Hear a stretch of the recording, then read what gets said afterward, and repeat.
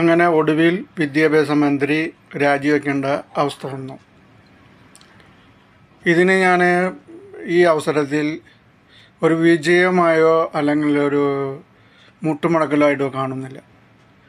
ജനാധിപത്യത്തിൻ്റെ വിജയമായിട്ടാണ് ഞാൻ കാണുന്നത്. ജനാധിപത്യത്തിൽ ഇതേപോലെ നമ്മൾ ആശയങ്ങൾ പങ്കുവെക്കുകയും അതിനനുസരിച്ച് ഭരണകൂടം മാറ്റങ്ങൾ വരുത്തുകയും വേണം. അതാണ് ജനാധിപത്യത്തിൻ്റെ അന്തസ്സും അഭിമാനവും. അതായത് ജനങ്ങളുടെ അഭിപ്രായത്തിനാണ് ഭരണകൂടം വളരെ പ്രാധാന്യം നൽകേണ്ടത്. അതുപോലെ ലേശം താമസിച്ചെങ്കിലും പ്രധാനമന്ത്രി ഇതിനൊരു തീരുമാനമെടുത്തിരിക്കുകയാണ്. ഈ പ്രശ്നം അവസാനിപ്പിച്ചിരിക്കുകയാണ്. അതിനർത്ഥം പ്രധാനമന്ത്രി ജനങ്ങളുടെ അഭിപ്രായം കേൾക്കാൻ തയ്യാറായി എന്നതാണ്. അതേപോലെ തന്നെ ഇനി ഈ പരീക്ഷ നടത്തിപ്പ് വളരെ ലളിതമായിട്ടല്ലാതെ വളരെ സെക്യൂരിറ്റിയോടുകൂടി നടത്താനായിട്ട് ശ്രദ്ധിക്കണമെന്നാണ് എനിക്ക് ഈ അവസരത്തിൽ പറയാനുള്ളത്. പിന്നെ പ്രധാനമന്ത്രി ഇന്നലെ പറയുകയുണ്ടായി, ഫാസ്റ്റ് ട്രാക്ക് കോടതി സ്ഥാപിക്കുന്നു. വളരെ നല്ല കാര്യം. ഇത് സംസ്ഥാനങ്ങൾക്കും ബാധകമാക്കണം.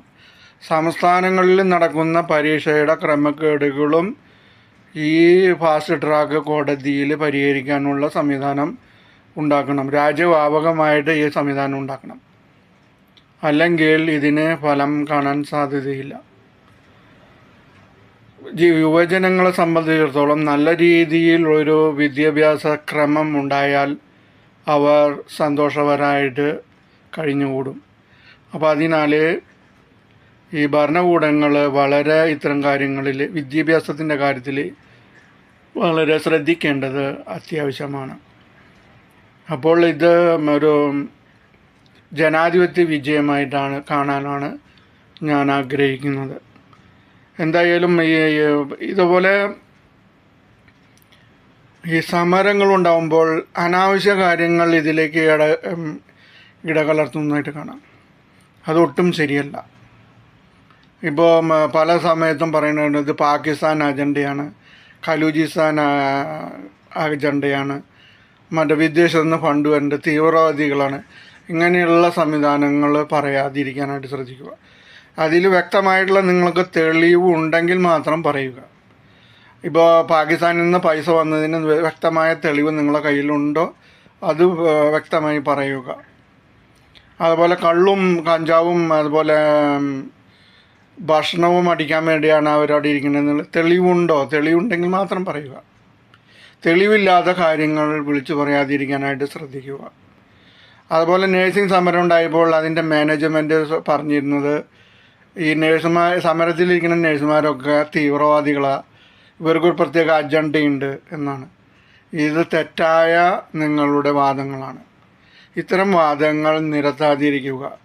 നിങ്ങളുടെ പരാജയം ഇതേപോലെ വാദങ്ങൾ നിരത്തി ആകരുത്. നിങ്ങൾക്ക് നടപ്പിലാക്കാൻ പറ്റില്ലെങ്കിൽ അത് പറയുക. അല്ലാതെ അവർക്ക് അജണ്ടയുണ്ട്, അതാണ് ഇതാണ് എന്ന് പറയാതിരിക്കുക. അതിന് നിങ്ങൾ പറയുമ്പോൾ നിങ്ങളുടെ കയ്യിൽ വ്യക്തമായ തെളിവുകൾ വേണം. അതല്ലാതെ നിങ്ങൾ ഇതിനെക്കുറിച്ച് പറയാതിരിക്കുക. അത് അടുത്ത ഇതിലും ഇനിയൊരു സമരം ഉണ്ടായാലും അവരെന്നെ പ്രകോപിപ്പിക്കാതിരിക്കുക. ഇതാണ് എനിക്ക് ഈ അവസരത്തിൽ പറയാതിരിക്കുന്നത്. പ്രകോപനപരമായിട്ടുള്ള നടപടികൾ, അഭിപ്രായങ്ങൾ ആരും നടത്താതിരിക്കുക. തെളിവുണ്ടെങ്കിൽ മാത്രം പറയുക.